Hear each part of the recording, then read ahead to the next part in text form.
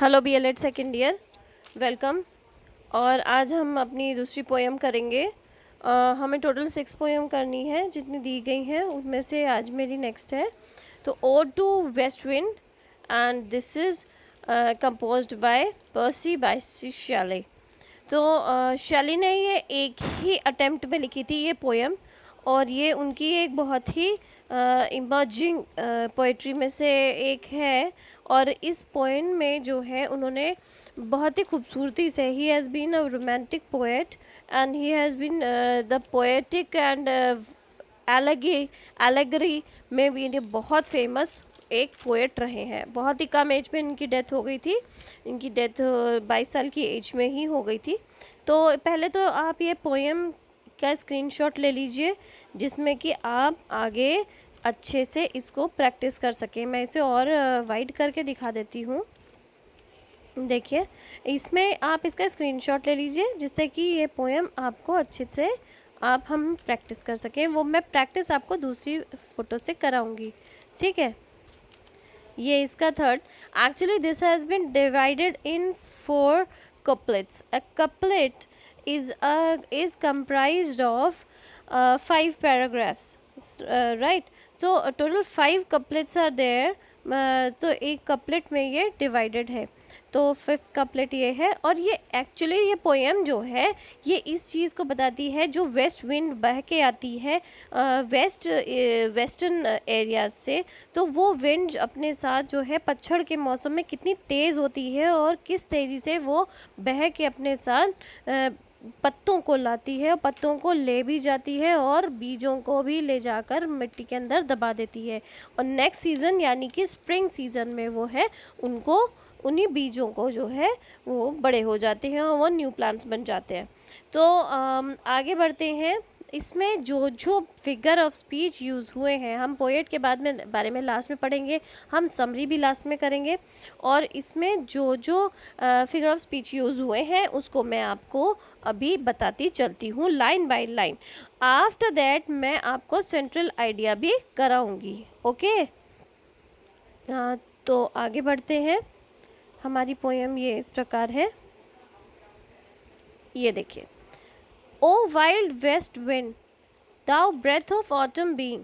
इसका आप स्क्रीनशॉट ले लीजिए, और अगर ये क्लियर नहीं है तो मुझे बताइएगा। I will be telling you, I will be giving you in written और printed form. So O wild wild west, thou breath of autumn's being.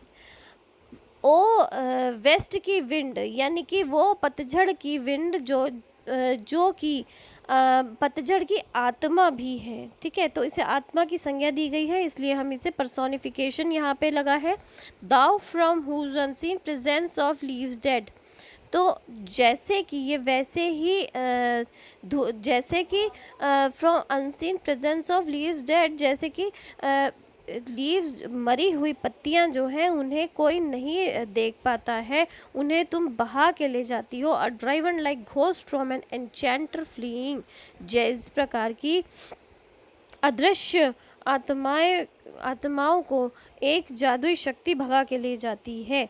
Yellow and black and pale and hectic red.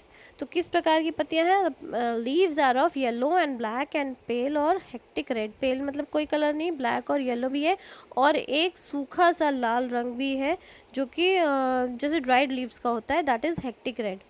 तो इनमें जो है इस तरीके की पत्तियों को पर्स्टिलेंस स्ट्रिकन मल्टीट्यूड्स ओ दाओ।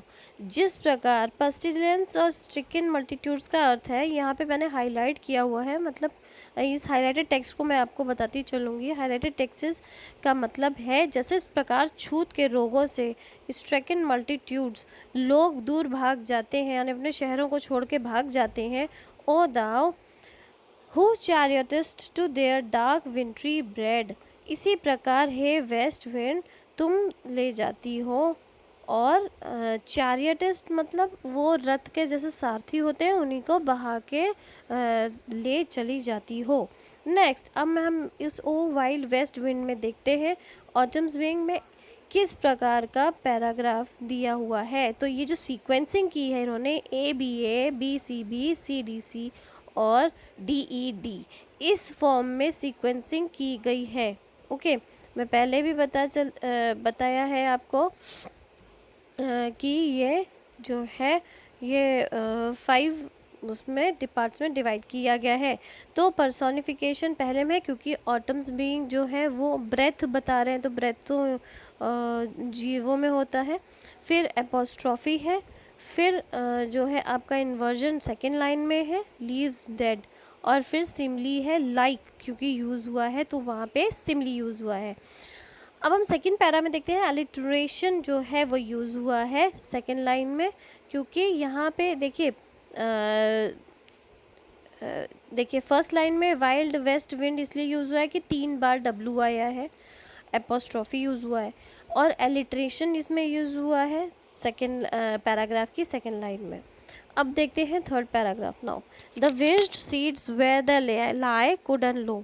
इसका मतलब है कि तुम हे वेस्ट विंड, तुम सर्द इस विज्ड सीड्स मतलब उन बीजों को, उस पड़े हुए ज़मीन पे पड़े हुए बीजों को, where they lie cold and low, उड़ा के ले जाती हो, क्योंकि ऑटम के सीज़न में पतझड़ आता है तो तुम उड़ा के इस प्रकार ले जाती हो और सुला देती हो, ठीक है। Each like a corpse within its grave until, यानी कि जिस प्रकार के एक डेड बॉडी को गाड़ दिया जाता है ज़मीन के नीचे, इस प्रकार तुम इन्हें ग्रेव यानी कि कब्र, उन्हें ज़मीन के नीचे गाड़ देती हो।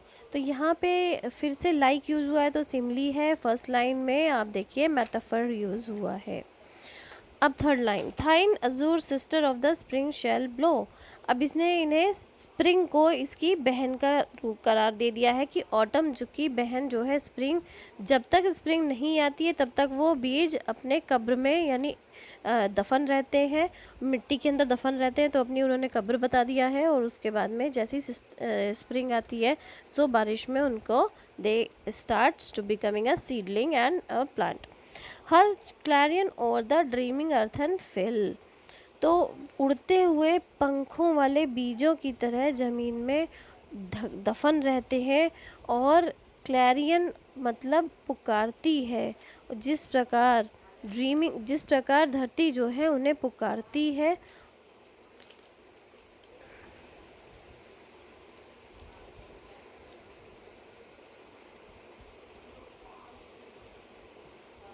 Next para, right. Clarion, devouring sweet buds like flocks to feed in air with living hues and odors plain and hill। इसका मतलब है उनकी धरती को कलियों से भर देती हो। जैसे ही स्प्रिंग सीजन आता है तो वो धरती जो है कलियों से भर देती है, क्योंकि स्मॉल प्लांट्स जो है वो आ जाते हैं। With living hues and odours plain and hill, यानी कि प्लेन पे और hills, both the places they are filled with hues and odours. So odour is मतलब उनकी एक महक, एक सुगंध, ठीक है। तो इसका मतलब ये था। अब देखिए इसका स्ट्रक्चर, थोड़ा सा स्ट्रक्चर देख लेते हैं। और टू द वेस्ट विंड का स्ट्रक्चर जो है 2 पार्ट में डिवाइडेड है। 5 कैंटोस, जैसे मैंने बताया था 5 कैंटोस में डिवाइडेड है।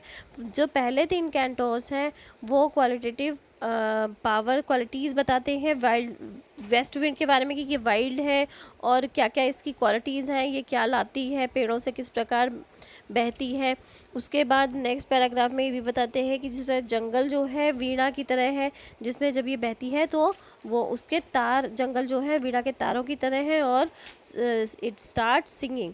द 2 जो कैंटोज हैं लास्ट में वो स्पीकर और विंड के बीच में जो कोरिलेशन है उसके बारे में डिस्कस करता है, ठीक है। तो ये जो नोट्स है ये आप नोट डाउन कर लीजिएगा। 5 कैंटोस और हर कैंटोस में 14 लाइन होती हैं। ये सोनेट नहीं है, it is like in sonnet but is not actually a sonnet. Sonnet में क्या होता है, पहली 8 लाइन होती है उनमें प्रॉब्लम होती है, अराइज करता है पोएट, और जो लास्ट की 6 जो नेक्स्ट की 6 लाइन होती हैं लास्ट की, उनमें जो है उसी प्रॉब्लम का सोल्यूशन भी देता है, ठीक है। ये एक ओड है जिसमें एक पर्सन को एक एड्रेस किया जाता है, और इसमें राइम स्कीम इस प्रकार है जैसे कि मैं ये दिया हुआ है। क्या है, A B C B C D C D E D E E, ठीक है। तो इसे नोट कर लेना, जब भी अगर इस पोएम के बारे में आता है आपको इसी प्रकार से इसकी जो है स्ट्रक्चर को ज़रूर ही डिफ़ाइन करना है। पहले स्ट्रक्चर डिफ़ाइन करेंगे फिर पोएम को डिफ़ाइन करेंगे। आगे देखते हैं। नेक्स्ट,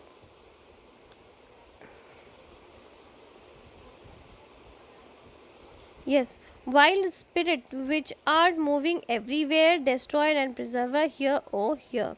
So इसका अर्थ ये है कि तुम इस प्रकार की स्पिरिट हो कि जो मूव करती है हर जगह और डिस्ट्रॉय भी हो जाती है और प्रिजर्वर भी है। बेटा put on the light.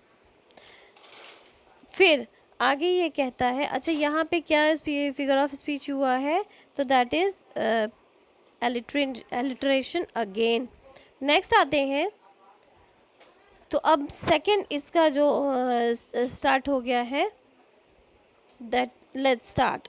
Thou on whose dreams mid the steep skies commotion, loose clouds like earth decaying leaves are shed। जिस प्रकार से वेस्ट विंड के आसमान से धरती की ओर बहती है, जिससे जो है क्लाउड जो है मिड द स्टीप स्काइज को मोशन, लूज क्लाउड जो है वो झड़ी हुई पत्तियों की तरह बहने लगे हैं। Angels shook from the tangled boughs of heaven and ocean. Like heaven जिस प्रकार से स्वर्ग और समुद्र मिलते हैं, इसी प्रकार से जब ये हवा चलती है तो जो लीव्स बहती हैं वो क्लाउड्स उसको उसी तरीके से क्लाउड्स भी बंचेस में बह रहे हैं। Angels of rain and lightning there are spread on the blue surface of thine airy surge. ऐसा लगता है कि जैसे विशाल जो बड़े बड़े बादल हैं वो शाखाओं से यानी पेड़ों से टूट टूट के फिर से आगे जा रहे हैं, बहते जा रहे हैं। ठीक है, आगे इन अच्छा, of some fierce minute even from the dim verge of the horizon to the zenith's height, the logs of the approaching storm thou dirge। सो इसका मतलब है फियर्स मेनेट। मेनेट को अंडरलाइन कर लीजिएगा। मेनेट का अर्थ है वाइन के जो देवता हैं उनकी शिष्या। तो इस जिस प्रकार उसके बाल even from the dim verge, जिस प्रकार हल्की रोशनी में भी उसके बाल जो हैं वो ऊपर की तरफ उड़ते हैं। जैसे जब कोई नीचे आता है, ऊपर आसमान से नीचे उतरता है तो उसके बाल ऊपर उठ जाते हैं, उसी प्रकार से उनकी शिष्या के भी बाल जो है ऊपर की तरफ है। Of the horizon to the zenith's height, और एकदम खड़े हुए बाल हैं आसमान की नीली सतह पर। जैसे जब वो उतरती है तो इस तरीके से बादल भी चमकीले और दिखाई पड़ते हैं। ठीक है, बादल भी साफ एकदम खड़े और चमकीले दिखाई पड़ते हैं।